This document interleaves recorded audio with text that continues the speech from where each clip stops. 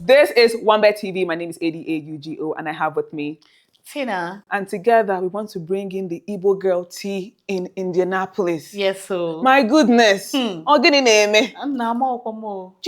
know how annoying it is to just, for example, me. I came into this town as per Uninabana America. I'm going to come and meet my umunne no umunna in America. And I found myself in the midst of Ndiofem man.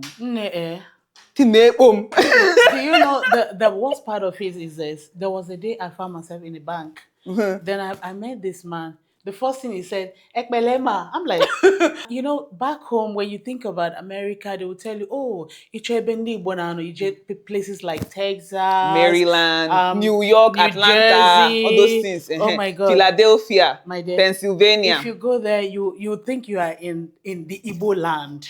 No, I asked my husband that, what made you guys move to Indianapolis, of all places? Where are the Igbo people in this town? But come to think of it, my dear, sometimes Indianapolis is a very calm place. Like the place to raise kids. Yes, to raise your kid. If you don't want to hear the F word from your kid's mouth and the rest of it, here you can raise your kids. Yes, it's a very calm place. Yeah, you can give them the culture you need here. You can raise your kids the way you want them to. Yeah. But then you know, if you go somewhere, you want to meet with your people. You understand? Especially me, I'm like, okay, so if I come, I'll join meeting women of Mwani or Mwanye, like something like that. I have to keep asking my husband, where are the people that I'm supposed to come and meet? If I go to this place, if I go to here, if I go to, oh my God. I'm like, yo, peace out, I'm Igbo. At first, I asked them, I'm like, is there, the first time I came here, there was this guy I met. I ran into him at a store. I heard him making call. He was speaking Igbo. Oh my God, the joy! I know that happy. feeling. I know that feeling. I felt like I've seen my brother. You feel like you are home. I waited for him to finish his call, and I just tapped him. Nah, he won't be Igbo. I know. He said yes. I felt so happy. The joy of as in, like the one need the number. Like you cannot just even wait to even see. But what would you say has been the strangest experience for you as an Igbo woman in Indianapolis? Okay. The strangest, I would say, when I feel like talking to, sometimes you want to talk to your person like Igbo, you want to speak your dialect, like your Igbo language with your sister or brother, but you find them nowhere. Like, oh my God, you'll be like, what is going on? Oh, so ndo femano kamafo. It's in your workplace, ndo femano. You enter a store. And in my own case, like I work remotely, so ndị ọrụ m niile wụ ndị ọcha. Oh, you're lucky. Ndị ọrụ m niile wụ ndị ọcha na ndị African Americans wụ ndị ọrụ m. Onye Nigeria nọ n'ọrụ m. So if I get off work, the only Igbo person I meet is my husband and my sister-in-laws. So for me, when I think about the strange things that have been happening to me, is when I think I'm walking into a place and I go to like an African store and I'm hoping to hear at least one person say something in Igbo and nobody is saying anything. And back home, if you go to like a market, if you say one name, people will answer you. Exactly. But here also they say one name from Twitter. Well, who are you? What are you saying? The most annoying part of it is this: they will be speaking their language, Ofemano.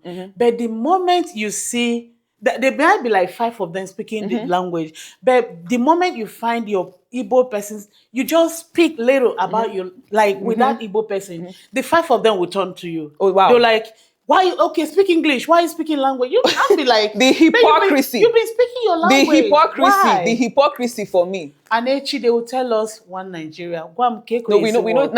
Thank you for telling me about Awalani Indianapolis, because I'm going to remind anybody that's telling me Igbo people are claiming Lagos. Come and hear what your siblings are doing in America of all places. Awalani, Indiana. And that's so weird. So I'm just thinking, like, for viewers out there, people that, Indianapolis like us, Igbo girls that have found themselves in like small towns in America, in places where you can't even find your Igbo sister or Igbo brother.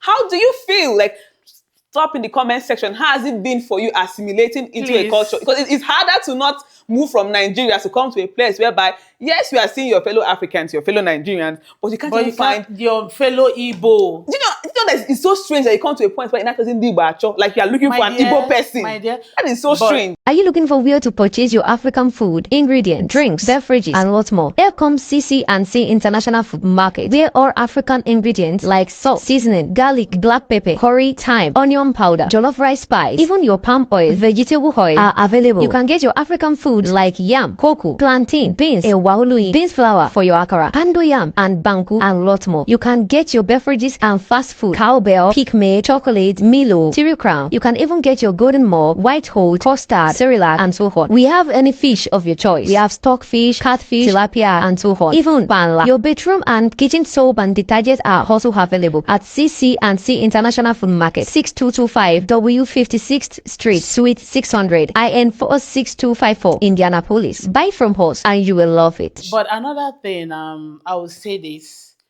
Igbo, yes, we are not much in Indiana, but we still have Igbos in Indiana. Definitely. We even have the Igbo meetings and everything here. I have to join. But it's just that, Igbos, sometimes they are like low, they are calm. Our totem is leopard now, and I can make it too much so noise. that is it. We have where we make our noises. Exactly. We make our noise in a classy way. you hardly see them, gallivanting around, making noise, making their calls loudly and things like that. So I'm just when you come to Indiana, you feel there are no Igbos there, but no, we have Igbos. And just like I'm beginning to find out, people like my in-laws, Toscana, my sister-in-laws, now you have met Tonya, and I'm meeting like we have a whole bunch of them. And talking about being lonely, for someone like me that I came here like, let's say a few months ago, I like to call it a few months ago, at first I was saying, okay, so I'm happy I'm moving to a place that I know they are Nigerians. Because I asked my husband, are there Nigerians in this Indianapolis? That he was like, yes, so they're Nigerians, but they're just like not too much compared to places like Atlanta, Texas, and things like that. So I came here and You mean Indigo to say? No, like Nigerians to start with. I came as that they're Nigerians. I said, why are Nigerians? No, because in your head, as in Nigerians, you're expecting equal distribution of Ndi Igbo, Ndi Yoruba, other places, and all those things. So, okay, Delta. Nigerians, cool. At least I can meet my people. We can do our Nigerian thing. And then you come here, and then it's been first day you are out in the city. Everybody is Nigerian. People are still Nigerian, but okay, Nigerian, Nigerian. Second day, by the time you get to like second week, Nigerian, but where's my Igbo brother? It goes from Nigerians to Nigerians, but we are my Igbo. I understand. And then you begin to now seek. So for me, I'm like, where are the, I grew up in Zaria, moving from your parents. I was born in Zaria. My parents moved from the east, came to the north. They formed their, Igbo Association, Igbo meeting, all those things. And then in my mind, I'm like, when I come here, I'll come and join the Igbo. I know. So all those kind of things. I feel like my dreams were vanishing. Like, will I never get the chance to do that? No, when you want to talk about that, here in Indianapolis, we have a lot of, like I said earlier, we have a lot of Igbos, but it's just that they are in the very quiet, areas. So we have the Umonna meeting, which I am one of them. That's nice. Yeah, and Umonna we have different people from different part of the Igbos. It's not only Anambras, it's not Imos, it's not Abia. Everybody. As long as you speak and you understand register Igbo. me, Biko. Yeah. And then for the guys, we have the one they call the Obi-Wandes. It's strictly for the men. For the men. I guess your husband might know about it. I think he has an idea about it. So we have that. And then we have the Onitsha. Okay. Onitsha Amaka. Oh, wow. Yeah. See, that's the thing with networking and meeting people. Now I know. Is strictly before now, I was just wondering, no. Me, there was a time, that was 3 years ago, I moved to the northeast part of Indianapolis. My dear, nobody tell me. You ran back to where you come to the west. Because here you mingle with a lot of people. Because despite the fact that Yorubas, everybody. The fact that they are like, okay, they are not Igbo, but at least they are your people. Of course, they are your people, and moreover, you get a lot of information. Anything that is happening, as long as you are here, okay, you meet people. And at the end of the day, we are all one people. They are still people. I'd rather much be in the midst of Nigerians, Igbo or not. Nancy police every day, my dear sister. Even to play music, the next thing your neighbor will come and hit at the door. My dear, among your Nigerians, they understand now. And that's the thing. So if you are like me that has been wondering, am I going to be able to find my people? If you are like me, please run, look for the nearest Obi-Wan person, the Omona person, you know, wherever I just find your way, look for her contact and message and she's going to help you. So that's it for us today. I promise you, we'll bring you guys more juicy gist about chronicles of an Igbo sister. I'm here in Indianapolis. Thank you very much for your time. Thank you. Peace out. Peace out.